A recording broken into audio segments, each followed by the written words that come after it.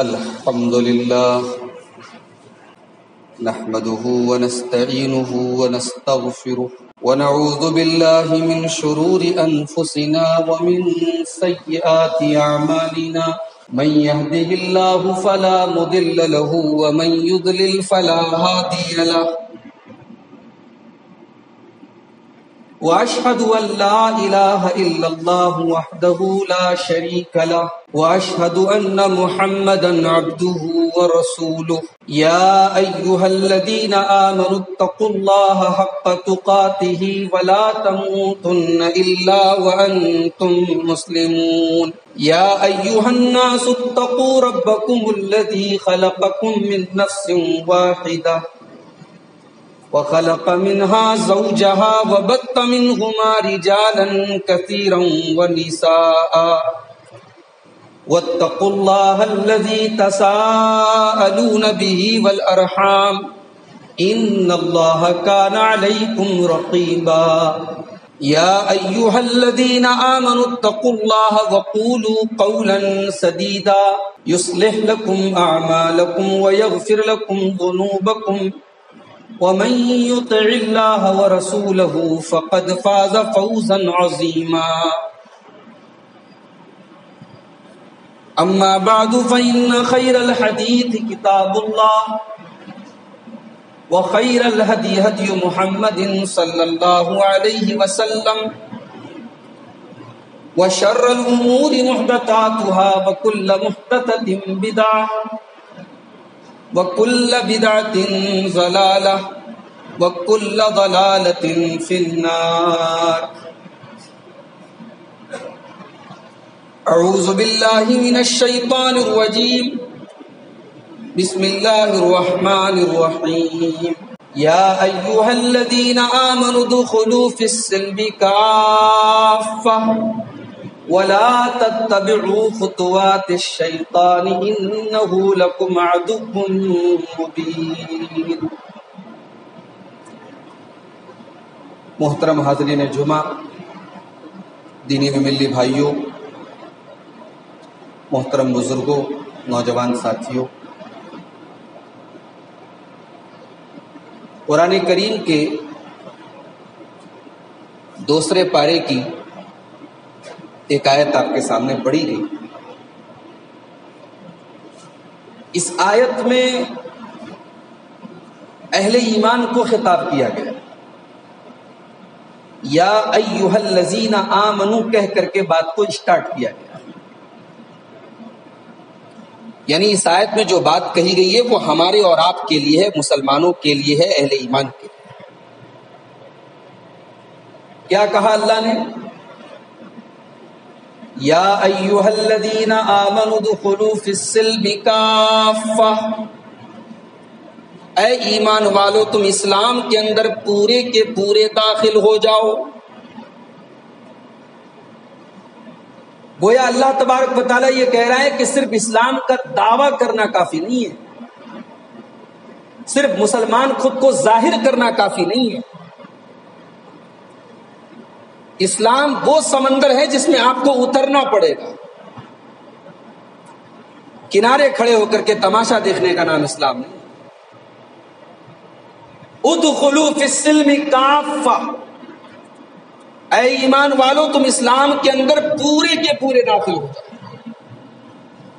آدھے ادھورے مسلمان مت بنو کہ مسجد میں آئے تو مسلمان ہو، نماز میں تو مسلمان ہو، روزے میں تو مسلمان ہو، زکوٰۃ میں تو مسلمان ہو، حج میں تو مسلمان ہو، شادی بیاہ میں کچھ اور ہو، لین دین میں کچھ اور ہو، معاملات میں کچھ اور ہو، اخلاق میں کچھ اور ہو. مسلمان بنو تو پورے مسلمان بنو. یا ایھا الذین آمنوا ادخلوا فی السلم کافہ، اے ایمان والو تم اسلام کے اندر پورے کے پورے داخل ہو جاؤ. ولا تتبعوا خطوات الشیطان، اور شیطان کے نقش قدم کی پیروی نہ کرو، شیطان کے فٹ اسٹیپس کی پیروی نہ کرو، شیطان کے قدموں کے نشان کے پیچھے پیچھے نہ چلو. اس کا مطلب یہ ہوا کہ جو انسان اسلام کے اندر پورا داخل نہیں ہے، جو آدھا ادھورا مسلمان ہے، جو انکمپلیٹ مسلمان ہے، جو ادھورا مسلمان ہے، وہ گویا شیطان کے نقش قدم کی پیروی کرتا ہے. اِنَّهُ لَكُمْ عَدُوٌّ مُّبِينٌ، شیطان تمہارا کھلا ہوا دشمن ہے، اور دشمن کی پیروی نہیں کی جاتی، دشمن کو فالو نہیں کیا جاتا، دشمن کی چال سے تو بچا جاتا ہے، دشمن سے تو پرہیز کیا جاتا ہے، دشمن سے بچا جاتا ہے. اے ایمان والو، تم اپنے دشمن کے پیچھے کیسے چل سکتے ہو؟ تم اپنے دشمن کی پیروی کیسے کر سکتے ہو؟ اس آیت کو بڑے اچھے طریقے سے آپ سمجھیں. اب ایک اور آیت ہے قرآن کے پہلے پارے کی.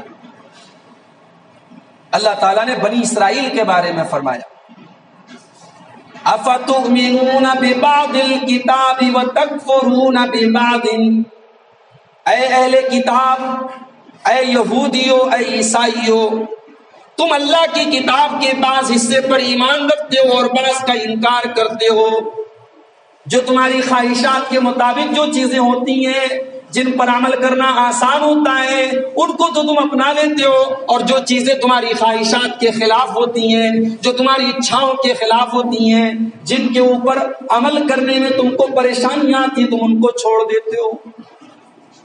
افتؤمنون ببعض الکتاب، تم اللہ کی کتاب کے بعض حصے پر ایمان رکھتے ہو، وتکفرون ببعض، اور بعض کا انکار کرتے ہو. فما جزاء من يفعل ذلك منكم الا خزي في الحیات الدنیا. اے اہل کتاب، تم نے اگر ایسا کام کیا، تم نے اللہ کی کتاب کا اگر بٹوارا کیا، تم نے اللہ کی شریعت کا بٹوارا کیا، کچھ کو مانا کچھ کو نہیں مانا، تو یاد رکھو اس کا بدلہ دنیا میں بھی ذلت اور آخرت میں بھی جہنم ہے. فما جزاء من يفعل ذلك منكم الا خزي في الحیات الدنیا، دنیا میں ذلت والا عذاب ملے گا. ویوم القیامت یردون الی اشد العذاب، اور قیامت کے دن دردناک عذاب ایسے آدمی کو دیا جائے. یہ قرآن کی دو آیتیں میں نے آپ کے سامنے رکھی ہیں، دونوں سورہ بقرہ کی. میرے بھائیو، آج میری تقریر کا عنوان ہے اصلاح معاشرہ. اصلاح معاشرہ کا مطلب کیا ہوتا ہے؟ معاشرے میں پائی جانے والی خرابیوں کی ہم کیسے اصلاح کریں. میں سمجھتا ہوں کہ آج ہمارے سماج کی، مسلم سماج کی بہت بڑی خرابی یہ ہے کہ ہم ان دونوں آیتوں پر عمل نہیں کر رہے. ہم مسلمان تو ہیں مگر اسلام میں پورے داخل نہیں. ہم اللہ کی کتاب پر ایمان تو رکھتے ہیں مگر بعض پر ایمان رکھتے ہیں، بعض کا انکار کرتے ہیں. کچھ کو مانتے ہیں، کچھ کو نہیں مانتے. ایسا نہیں چلے گا. اللہ کیا ایسا مسلمان نہیں چلے گا. آج ہم اور آپ رواجی مسلمان ہیں. نماز کے معاملے میں ہم بڑے پکے قرآن و سنت پر چلنے والے ہیں، اسلام کے نام لیوا ہے. روزہ آتا ہے، ماشاءاللہ ہم پورا روزہ رکھتے ہیں. اللہ نے طاقت دی، حج کرتے ہیں، صدقہ خیرات کرتے ہیں. مگر جب مسئلہ شادی کا آ جائے، جب مسئلہ لین دین کا آ جائے، جب مسئلہ اخلاق کا آ جائے، جب مسئلہ معاملات کا آ جائے، تو وہاں ہم رواجی مسلمان بن جاتے ہیں. جیسا چل رہا ہے ویسا ہم چلا لیتے ہیں. ہماری شادی بیاہ میں آج کیا نہیں ہو رہا ہے میرے بھائی؟ ناچ گانا نہیں ہو رہا ہے، بے پردگی اور بے حیائی نہیں ہو رہی ہے، جہیز کا لین دین نہیں ہو رہا ہے، لڑکی والوں کے یہاں بارات لے کے نہیں جایا جا رہا. کون سی ایسی چیز ہے؟ صرف نکاح جو ہو رہا ہے، خطبہ نکاح، بس اس حد تک ہم شادی میں اسلام کو فالو کرتے ہیں. کہ صاحب یہ بھی ایک سنت ہے، یہ بھی اللہ کے رسول کا ایک طریقہ ہے. ایک مولوی صاحب کو، قاضی صاحب کو بلایا، نکاح کا خطبہ ہو گیا. باقی ہمارے شادی بیاہ کا جو پورا سسٹم ہے، رشتے ناطے سے لے کر، منگنی سے لے کر شادی والے دن تک، پورا کا پورا رسم و رواج کی بیڑیوں میں ہم جکڑے ہوئے، اور ہم اس سے نکلنا بھی نہیں چاہتے. ہم نے جھوٹے بہانے بنا کے رکھے ہیں کہ صاحب سماج کو کیا منہ دکھائیں گے، سماج کو کیا کہیں گے، اللہ کو کیا کہیں گے اس کی فکر نہیں ہے. اللہ کو کیا منہ دکھائیں گے اس کی فکر نہیں ہے. ہمارے نبی صلی اللہ علیہ وسلم تو رسم و رواج کو توڑنے کے لیے آئے تھے میرے بھائی. ہمارے نبی جب مکہ میں آئے، بہت سارے رسم و رواج تھے، بہت سارے رسم و رواج تھے. اللہ کے نبی نے ان رسم و رواج کو توڑا تھا. اللہ نے فرمایا وَيَضَعُ عَنْهُمْ إِسْرَهُمْ وَالْأَغْلَالَ الَّتِي كَانَتْ عَلَيْهِمْ، میرے نبی نے تمہارے کندھوں پر سے رسم و رواج کی بیڑیوں کو ہٹایا ہے، میرے نبی نے تمہیں رسم و رواج سے آزاد کیا ہے، بہت سارے رسم و رواج سے تم پریشان تھے، تمہارے لیے بوجھ تھی وہ رسم و رواج، میرے نبی نے تم کو ان سے آزاد کیا۔ آپ ذرا اس زمانے کے حالات کو دیکھیے، وہاں ایک رسم یہ تھی، بیٹیوں کا پیدا ہونا منحوس سمجھا جاتا تھا، اور یہ کوئی قصہ کہانی نہیں ہے، کوئی تاریخ نہیں ہے، قرآن کی آیت ہے۔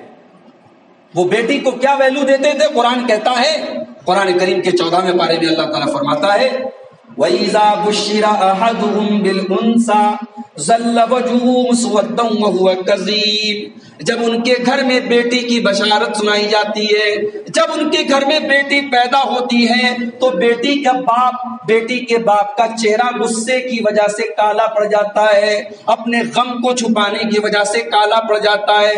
يَتَوَارَى مِنَ الْقَوْمِ مِنْ سُوءِ مَا بُشِّرَ بِهِ، وہ اپنی قوم سے اپنا چہرہ چھپاتا ہے۔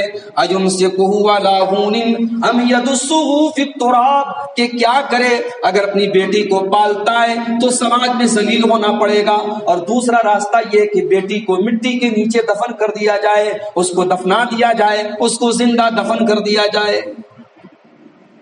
اللہ کے پیارے نبی نے اس رسم کو بھی ختم کیا۔ آپ نے دنیا کو پیغام دیا کہ بیٹی کلنک نہیں ہے، بیٹی بوجھ نہیں ہے، بیٹی تو رحمت ہے، بیٹی تو تمہیں جہنم کے عذاب سے بچانے کے لیے آئی۔ جس کے پاس بیٹی نہیں ہے وہ بیٹی کی تمنا کرے، بیٹی کی طلب کرے۔ اللہ کے نبی نے ایسی بشارتیں سنائی بیٹی کی پیدائش۔ شادی بیاہ کے معاملے میں بہت سارے رسم و رواج تھے مکے کے اندر، ایک ایک عورت سے 10 لوگ شادیاں کرتے تھے، باپ کے مرنے کے بعد اپنی سوتیلی ماں سے بیٹا شادی کر لیتا تھا۔ یہ تمام رسم و رواج تھے، اللہ کے نبی نے سب کو ختم کیا۔ عورت اگر حیض کے عالم میں ہوتی تھی، پیریڈ میں ہوتی تھی، اس کو ٹچ کرنا، اس کے قریب جانا، اس سے بدن کا ٹچ کرنا، اس کو بھی حرام سمجھتے تھے۔ شوال کے مہینے میں لوگ شادی نہیں کرتے تھے۔ اما عائشہ رضی اللہ تعالیٰ عنہ کہتی ہیں، بخاری کے الفاظ ہیں کہ لوگ کہتے ہیں شوال کا مہینہ منحوس ہوتا ہے۔ ارے میرا تو نکاح بھی شوال کے مہینے میں ہوا، اور میری تو رخصتی بھی شوال کے مہینے میں۔ اگر یہ مہینہ منحوس ہوتا تو میں تو اللہ کے نبی کی سب سے چہیتی بیوی ہوں، اور سب سے زیادہ محبت کرتے ہیں اللہ کے نبی، مجھ سے زیادہ خوش نصیب کون ہے؟ لہذا تمہاری یہ سوچ غلط ہے، تمہارا یہ نظریہ غلط ہے۔ تو ہمارے نبی تو رسم و رواج کو توڑنے کے لیے آئے، اور ہم رواجی مسلمان بن گئے۔ تو سب سے پہلے ہمیں رسم و رواج کے اس چنگل سے اپنے آپ کو آزاد کرنا پڑے گا۔ ہر وہ رسم و رواج جو ہمارے لیے بوجھ ہے، جو شریعت کے خلاف ہے، جو اسلامی تعلیمات کے خلاف ہے، جو غیروں کی مشابہت ہے، جو غیر قوموں سے ہم نے لیا ہے، اڈاپٹ کیا ہے، ان سارے رسم و رواج کو ہمیں توڑنا پڑے گا، تب ہم قرآن کی آیت پر صحیح معنوں میں عمل کر سکتے ہیں۔ یا ایھا الذین آمنوا ادخلوا فی السلم کافہ، اے ایمان والو تم اسلام میں پورے کے پورے داخل ہو۔ اور آگے بڑھیے، ایک بہت بڑی بیماری ہمارے اور آپ کے سماج میں تشبہ بالکفار ہے، غیروں کی مشابہت، لباس سے لے کر کے، پہناوے سے لے کر کے، چال ڈھال سے لے کر کے، رہن سہن سے لے کر کے، زندگی کے سارے معاملات میں آج ہم غیروں کی شمع سے ہم روشنی لیتے ہیں۔ الحمدللہ ہمارے پاس اپنا ایک کلچر ہے، چاہے وہ لباس کا مسئلہ ہو، چاہے وہ رہن سہن کا مسئلہ ہو، چاہے وہ مکان بنانے کا مسئلہ ہو، ہمیں کسی غیر قوم کی مشابہت اختیار کرنے کی ضرورت نہیں ہے۔ آج ہمارے مسلمانوں کے گھروں میں برتھ ڈے منایا جا رہا ہے، شادی کی اینیورسری منائی جا رہی ہے، مسلمان عورتیں بندی لگا رہی ہیں، ٹیکا لگا رہی ہیں، منگل سوتر پہن رہی ہیں، مسلمان لڑکے ہاتھ میں دھاگے پہن رہے ہیں، گلے میں لاکٹ پہن رہے ہیں سونے کی۔ کیا ہے میرے بھائی؟ کہ آپ نے اللہ کے نبی کی وہ حدیث نہیں سنی؟ من تشبہ بقوم فہو منہم، جو کسی قوم کی نقل کرتا ہے، جو کسی قوم کی مشابہت اختیار کرتا ہے، جو کسی قوم کے طریقے پر چلتا ہے، وہ کل قیامت کے دن انہی میں سے ہوگا، انہی میں سے ہوگا۔ ہمارے بچے آج کانوینٹ اسکولوں میں پڑھتے ہیں، کرسمس کے موقع پر ان کو اسکول میں یہ بتایا جاتا ہے، یہ سکھایا جاتا ہے کہ حضرت عیسیٰ علیہ السلام وہ سن آف گاڈ ہے، وہ اللہ کے بیٹے، نعوذ باللہ۔ ہمارا بیٹا جو بچپن سے اس اسکول میں پڑھتا چلا آیا ہے، وہ جوان ہوتا ہے اسی منہج کے اوپر، اسی سوچ کے اوپر، اسی آئیڈیولوجی کے اوپر اس کی پرورش ہوتی ہے۔ اگر وہ بڑا ہونے کے بعد اگر وہ حضرت عیسیٰ کے بارے میں وہی عقیدہ رکھتا ہے تو میرے بھائیوں اس میں اس کی خطا کہاں ہے؟ وہ تو اس کی تو پرورش ہی اسی سوچ کے اوپر ہوئی۔ تشبہ بالکفار، کفار کے نقش قدم پہ چلنا، اور اللہ کے نبی نے اس کی پیشن گوئی کی تھی کہ میری امت کے اندر یہ حالات آئیں گے۔ آپ نے فرمایا لَتَتَّبِعُنَّ سُنَنَ مَنْ كَانَ قَبْلَكُمْ، اے مسلمانوں تم اپنے سے پہلے کی امتوں کے طریقے پر چلو گے، شبرم بشبرم، اگر وہ ایک بالشت چلیں گے تو تم بھی ایک بالشت چلو گے، اگر وہ ایک ہاتھ چلیں گے تو تم بھی ایک ہاتھ چلو گے، حتی لو دخلوا جحر ذب، اگر تم سے پہلے کی امتیں کسی جانور کے بل میں چلی جائیں گی تو تم بھی ان کے پیچھے پیچھے چلے جاؤ۔ آج ہمارے نوجوانوں کا ہیئر اسٹائل دیکھ لیجیے، آج ہماری مسلمان عورتوں کا لباس دیکھ لیجیے، آج شادی بیاہ میں ہمارے طور طریقے دیکھ لیجیے۔ آج میں جانتا ہوں اور میں نے دیکھا بھی ہے کہ آج ہمارے شادی بیاہ کی بہت ساری رسمیں ایسی ہیں جو ہم نے غیر قوموں سے اڈاپٹ کی۔ یہ منگل سوتر کیا ہے؟ یہ سہاگ کی پڑیا کیا ہے؟ یہ منگنی کی زوردار رسم کیا ہے؟ یہ جہیز کیا ہے؟ یہ بارات کیا ہے؟ کیا نبی کے دور میں کبھی کوئی جہیز لیا گیا؟ کیا نبی کے دور میں کبھی کوئی بارات آئی؟ کیا نبی کے دور میں کبھی کوئی منگنی کی رسم کی گئی؟ اتنی سادگی کے ساتھ نکاح ہوتا تھا، آپ سوچ نہیں سکتے۔ ہمارے یہاں تو لڑکیاں آج عمر کراس کر رہی ہیں ہمارے جو بنائے ہوئے اسٹینڈرڈ اور معیار ہے اس کے اوپر کھڑے اترنے کی وجہ سے۔ ہمیں ایسا داماد چاہیے جو سرکاری نوکری میں ہو، ہمیں ایسا داماد چاہیے جو ہمارے لیول کے برابر ہو۔ دینداری کو کون پوچھتا ہے صاحب؟ اخلاق کو کون پوچھتا ہے؟ دیندار لڑکے اور دیندار لڑکیاں آج اپنی عمر کو کراس کر رہے ہیں، دنیا والوں نے دینداری کو بہت پیچھے چھوڑ دیا۔ کیوں میرے بھائیوں کیوں؟ کیا ہمیں اپنی بچیوں سے، اپنے بچوں سے، اپنی اولاد سے اللہ کے نبی سے زیادہ محبت ہے؟ اللہ کے نبی اپنی بچیوں سے جتنی محبت کرتے تو اس سے زیادہ محبت ہے ہمیں اپنی اولاد سے۔ اللہ کے نبی اپنی سب سے لاڈلی بیٹی کے لیے، سب سے چھوٹی بیٹی کے لیے، حضرت فاطمہ کے لیے رشتہ کیا انتخاب کرتے ہیں؟ مدینہ کے اندر ایک سے ایک پیسے والے لوگ موجود ہیں، ایک سے ایک کروڑ پتی لوگ موجود ہیں، لیکن اللہ کے نبی اپنی سب سے لاڈلی بیٹی کے رشتے کے لیے اگر انتخاب کرتے ہیں تو حضرت علی کا کرتے ہیں۔ یہ علی کون ہے؟ کیا ان کے پاس بہت بڑی بڑی پراپرٹیز ہیں؟ کیا ان کے پاس بہت سارا دھن دولت ہے؟ کیا یہ بہت اونچے مقام و مرتبے کے ہیں؟ نہیں۔ حضرت علی رضی اللہ تعالیٰ عنہ کے پاس زمین چھوڑ دو، جائیداد چھوڑ دو، دھن دولت چھوڑ دو، ان کے پاس تو اپنی بیوی کو مہر میں دینے کے لیے بھی کوئی چیز نہیں تھی شادی کے موقع پر۔ ایک زرہ تھی ان کے پاس، جو فوجی کی ایک ڈریس ہوتی ہے، لوہے کی ڈریس ہوتی ہے، اس کو زرہ بولتے ہیں۔ اللہ کے نبی نے کہا علی جاؤ اس کو بیچ کر کے اس سے ان کے مہر کا اور شادی کے اور خرچوں کا انتظام کیا۔ خود اللہ کے نبی صلی اللہ علیہ وسلم نے جو نکاح کیے 400 درہم مہر، عام طور سے اللہ کے رسول کے نکاح جو ہوئے، آپ تاریخ اور سیرت کی کتابیں اٹھائیے، 400 درہم مہر طے ہوتا تھا۔ کسی میں ولیمہ ہوا، کسی میں نہیں ہوا، بہت مختصر طریقے سے ولیمہ ہوا اور نکاح ہو گیا۔ یہ اس کائنات کی سب سے عظیم انسان کا ولیمہ اور ان کا نکاح ہوتا تھا۔ میرے پیارے ساتھیوں، آج ہم اور آپ تشبہ بالکفار، کفار کے طور طریقے کو اپنائے ہوئے ہیں۔ اس کے بعد اگر غیر قومیں یہ کہتی ہیں کہ یہ ہمارے ہی کنورٹڈ بھائی ہے اور ان کا ڈی این اے وہی ہے جو ہمارا ہے، تو وہ کیا غلط کہتے ہیں؟ جب آج ہمارے اندر وہ تمام چیزیں موجود ہیں اور ہم ان کے طور طریقے اپنا رہے ہیں تو ہم تو دوسروں کو انگلی اٹھانے کا موقع دیں۔ اور آگے بڑھیے، بات ہم کر رہے ہیں اصلاح معاشرہ کی۔ معاشرے کی اصلاح کیسے ہوگی میرے بھائی؟ آج ہمارے نوجوانوں کے اندر شرم و حیا ڈھونڈنے سے نہیں مل رہی۔ شرم و حیا کا جنازہ نکل چکا ہے، چاہے نوجوان لڑکے ہوں، چاہے لڑکیاں ہوں، چاہے بڑے ہوں، چاہے بچے ہوں۔ سماج کے اندر اگر سب سے زیادہ کسی چیز کی کمی ہے تو وہ شرم و حیا۔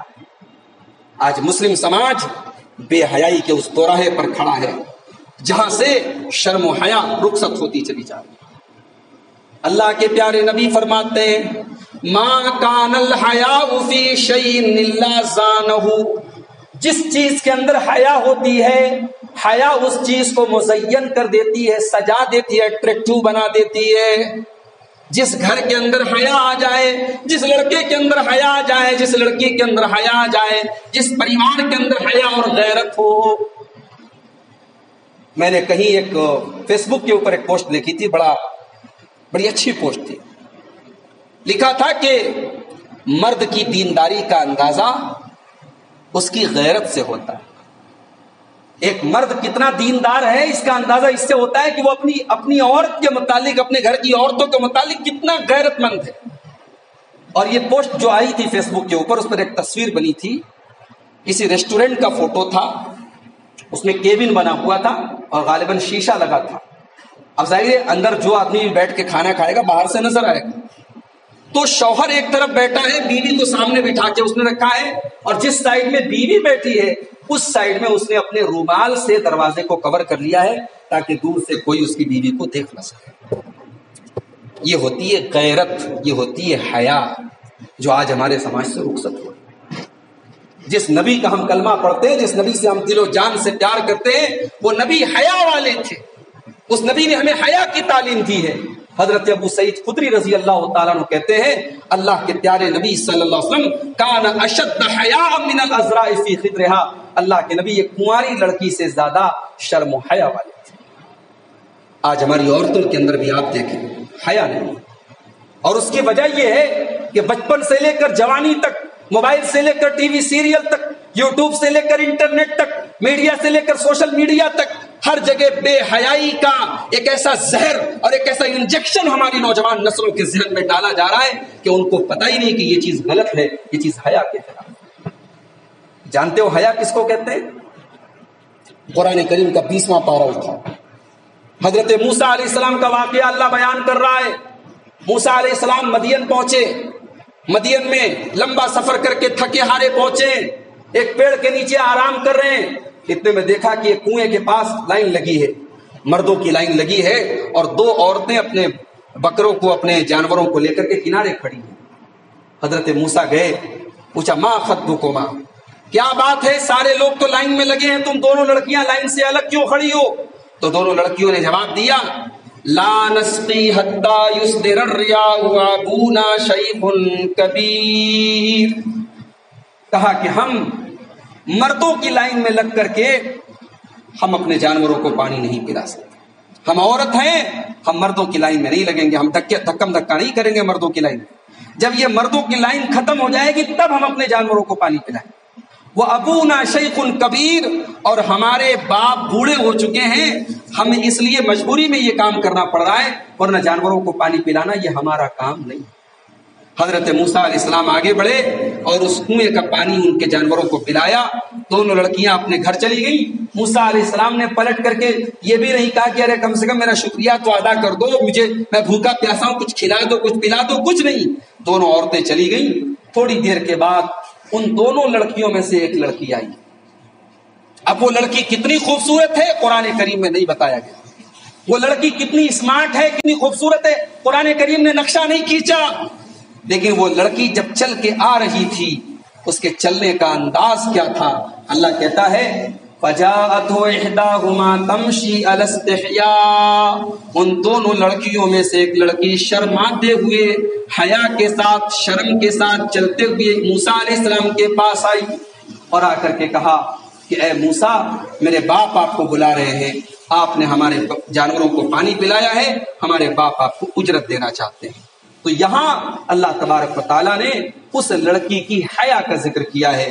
میرے پیارے ساتھیوں، آج ہمارے نوجوانوں کے اندر حیا کی کمی، سوشل میڈیا کا بہت زیادہ استعمال، یہ بھی ہمارے نوجوانوں کو آج خراب کر رہا ہے۔ میں جانتا ہوں سوشل میڈیا پر اچھی باتیں بھی ہیں اور بری باتیں بھی ہیں، اور کچھ لوگ کہتے ہیں صاحب ہم اچھی باتیں لیتے ہیں، مگر میری ایک بات نوٹ کر لو، سوشل میڈیا یا انٹرنیٹ پر صرف باتیں ہیں، کام نہیں ہے۔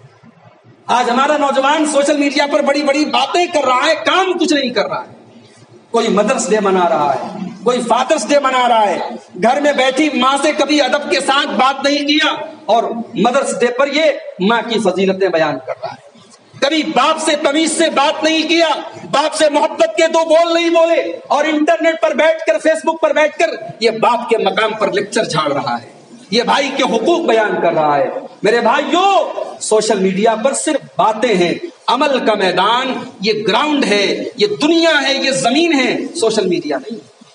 آپ سوشل میڈیا کے مجاہد مت بنیے۔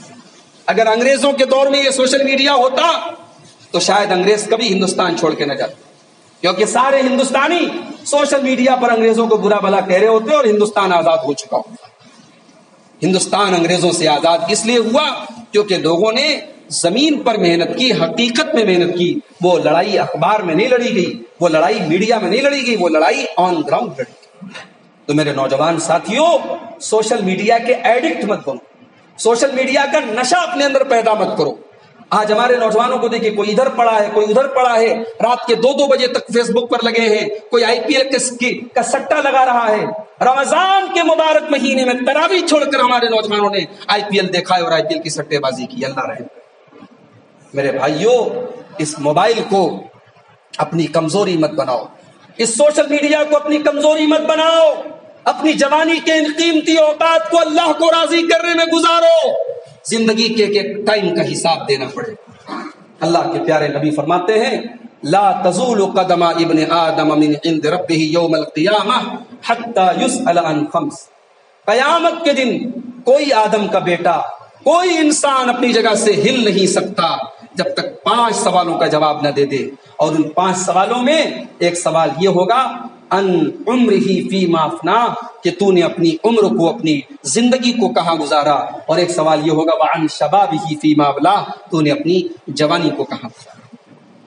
اگر ہم اصلاح معاشرہ کی بات کریں تو ہماری عورتوں کی اصلاح بھی بہت ضروری ہے میرے پیارے ساتھی۔ آج مرد و عورت کے درمیان شریعت نے جو لمیٹیشن رکھی ہے، جو حدیں رکھی ہیں، جو محرم غیر محرم کا فرق رکھا ہے، مرد کو نگاہیں جھکانے کا جو حکم ہے، عورت کو پردے میں رہنے کا جو حکم ہے، یہ تمام چیزیں کیوں ہیں؟ کیونکہ اللہ تبارک و تعالیٰ ہمیں پیدا کرنے والا ہے۔ اللہ خوب جانتا ہے کہ مرد کے اندر اور عورت کے اندر ایک دوسرے کے لیے اٹریکشن ہے، ایک دوسرے کے لیے کشش ہے۔ اگر اس کشش کو نہیں روکا گیا، اس کو صحیح ڈائریکشن نہیں دیا گیا تو سماج میں زناکاری اور بدکاری پھیلے گی، اور آج پھیل رہی ہے میرے پیارے ساتھی۔ آج آپ دیکھیں کالجوں کا کیا ماحول ہے، آج آپ دیکھیں تعلیمی اداروں کا کیا ماحول ہے۔ پڑھائی سے زیادہ وہاں عیش پرستی ہو رہی ہے۔ آج ریسٹورنٹ آباد ہیں ناجائز محبت سے، آج بڑے بڑے پارک آباد ہیں ناجائز محبت سے۔ پٹنہ بہت قریب ہے آپ کے یہاں سے، مظفر پور بہت قریب ہے آپ کے یہاں سے، بڑے بڑے شہروں میں، بڑے بڑے ٹاؤنز میں آپ چلے جائیں، آپ کی نگاہیں شرم سے جھک جائیں گی۔ آج لیو ان ریلیشن شپ ہو رہی ہے مسلمانوں کے اندر، آج ہمارے سماج کے اندر بھی یہ بلائیں آ رہی ہیں۔ آج مسلمان لڑکی غیر مسلم کے ساتھ بھاگ رہی ہے، اور شاید آپ کو اندازہ نہیں ہے، ہم تو آرام سے اپنے گھروں میں سو رہے ہیں، ہمارا دشمن ہم سے بہت آگے ہے میرے بھائی۔ آج پوری پلاننگ کے ساتھ اور پوری سازش کے ساتھ آج مسلمان لڑکیوں کو غیروں کے جال میں پھنسایا جا رہا ہے، اور ان کی عزت و آبرو سے کھیلا جا رہا ہے، اور اس سے بڑھ کر ان کے دین اور ایمان سے کھیلا جا رہا ہے، ان کو مرتد کیا جا رہا ہے، ان کو اسلام سے نکالا جا رہا ہے۔ آج آپ یقین کے ساتھ نہیں کہہ سکتے کہ راستے پہ چلنے والی بائک پر بیٹھی ہوئی برقع نشین لڑکی جس لڑکے کے ساتھ بائک پر بیٹھی ہے وہ لڑکا مسلمان ہے بھی کہ نہیں ہے۔ آج کتنے فوٹوز آتے ہیں، پتہ کیا جاتا ہے تو پتہ لگا وہ غیر مسلموں کے ساتھ وہ لڑکی جا رہی ہے، اور اس کے ساتھ نہ صرف یہ کہ جا رہی ہے بلکہ ایک وقت ایسا آتا ہے کہ اپنے اسلام اور اپنے دین کو چھوڑ کر کے اس کے ساتھ اپنے دین کا سمجھوتا کر لیتی ہے، اپنے دین کو چھوڑ دیتی ہے۔ میرے بھائیوں، اگر اللہ نے آپ کو بیٹی دی ہے تو یہ امانت ہے، یہ امانت ہے، اس امانت کی آپ حفاظت کریں اور اپنی بیٹیوں کی، اپنے بچوں کی صحیح تربیت کریں، چاہے لڑکے ہو چاہے لڑکیاں ہوں، ان کی تربیت آپ کی ذمہ داری ہے۔ آپ زکریا علیہ السلام جیسے مربی اور گارجین بنیے۔ زکریا علیہ السلام نے مریم سے پوچھا کہ اے مریم، یہ بے موسم کا پھل تیرے پاس کہاں سے آیا؟ یا مریم انا لکی ھذا، اے مریم یہ پھل کہاں سے آیا؟ آپ اپنے بچوں سے سوال کیجئے، اپنی بچیوں سے سوال کیجئے، یہ چیز تیرے پاس کہاں سے آئی؟ آج لڑکے اپنی خواہشات کو پورا کرنے کے لیے لڑکے حرام اور ناجائز کام کر رہے ہیں، لڑکیاں غلط راستوں پر جا رہی ہیں. ہمیں اور آپ کو اپنی تربیت پر بھی دھیان دینے کی ضرورت ہے, اپنے بچوں کو سنبھالنے کی ضرورت ہے. اور ایک آخری چیز بیان کر کے بات ختم کروں گا. ہم بات کر رہے ہیں اصلاح معاشرہ کی. معاشرے کی اصلاح اگر کرنی ہے میرے بھائیوں, تو ایک بڑی اہم چیز بتا کے جب بات ختم کر رہا ہوں کہ ہم اور آپ اپنے اندر فکر آخرت پیدا کریں. دنیا کا کیا ہے میرے بھائی؟ اس دنیا میں ہمیشہ نہیں رہنا ہے. نہ اس دنیا کی زندگی ہمیشہ کی زندگی ہے, نہ دنیا کی موت ہمیشہ کا خاتمہ ہے. یہاں 60 سال 70 سال کی زندگی ہمیں جو ملی ہے, یہ عمل کرنے کے لیے ملی ہے. یہ بدلے کا گھر نہیں ہے, یہ دار الجزا نہیں ہے. دار الجزا آخرت ہے, اور وہاں ہمیشہ رہنا ہے ہمیں. یہاں ہم جو بوئیں گے وہاں کاٹیں گے, یہاں عمل کریں گے وہاں بدلہ پائیں گے. دنیا پرست مت بنیے, دنیا پرست مت بنیے, دنیا کے پیچھے اپنے آپ کو جھونک مت دیجیے. اللہ نے قرآن کے 15ویں پارے میں فرمایا, من کان یرید العاجلۃ عجلنا له فیہا ما نشاء لمن نرید ثم جعلنا له جہنم یصلاھا مذموما مدحورا. جو دنیا کی زندگی چاہتا ہے ہم اسے دنیا دیں گے, مگر اتنی دیں گے جتنی ہم چاہیں گے. بھائی دنیا تو اللہ ایسے بھی دے گا. آپ کاروبار کریں گے, آپ محنت کریں گے, ایسا نہیں کہ آپ کو روزی روٹی نہیں ملے گی, آپ کے بچوں کو سکون کی زندگی نہیں ملے گی. دنیا تو اللہ سب کو دیتا ہے میرے بھائی, کافر کو بھی دیتا ہے, مشرک کو بھی دیتا ہے. اللہ کہہ رہا ہے جو دنیا چاہے گا, جس کی زندگی کا ٹارگٹ صرف دنیا ہوگی, تو دنیا تو ہم اس کو بھی دیں گے, لیکن اتنی ہی دیں گے جتنی ہم چاہیں گے. ثم جعلنا له جہنم, پھر اس کو ہم جہنم میں ڈال دیں گے, یصلاھا مذموما مدحورا, اور وہ ذلیل ہو کر کے جہنم میں جائے گا. ومن اراد الآخرۃ وسعى لها سعيها وهو مؤمن, اور جو آخرت کی تیاری کرے گا اور جو آخرت کے لیے کوشش کرے گا. آخرت کے لیے کوشش کرنی پڑے گی. آخرت کے لیے صرف ارادہ کرنا کافی نہیں ہے. ہم ارادہ کر لیں ہم نماز پڑھیں گے اور اثر میں سوئے رہ جائیں, نہیں صاحب, آپ کو مسجد میں آنا پڑے گا. آپ ارادہ کر لیں کہ صاحب ہم شراب کو ہاتھ نہیں لگائیں گے, اور کسی نے شراب پیش کی اور آپ نے اس کو پی لیا, نہیں. ارادے کے ساتھ کوشش کرنی پڑے گی. آپ کوشش کریں گے, اللہ آپ کو کامیاب کرے گا. ومن اراد الآخرۃ وسعى لها سعيها وهو مؤمن, جو آخرت کی تیاری کرے گا اور اس کے لیے کوشش کرے گا ایمان کے ساتھ, اللہ کہہ رہا ہے ایسے لوگوں کی کوشش ضرور کامیاب. آئیے ہم اللہ سے دعا کریں, رب العالمین ہم سب کو فکر آخرت اپنے اندر پیدا کرنے کی توفیق عطا فرمائے. اللہ تعالی ہم سب کو اپنی اصلاح کی توفیق دے. اللہ ہم کو مکمل مسلمان بنائے, رواجی مسلمان نہ بنائے. اللہ کفار کی نقل کرنے اور ان کی مشابہت کرنے سے ہم سب کو محفوظ رکھے. اللہ ہمارے جان و مال, ہماری عزت و آبرو کی حفاظت کرے. جب تک ہم دنیا میں زندہ رہیں اسلام پر زندہ رہیں, اور خاتمہ ہم سب کا ایمان پر ہو. آمین. وآخر دعوانا الحمدللہ رب العالمین.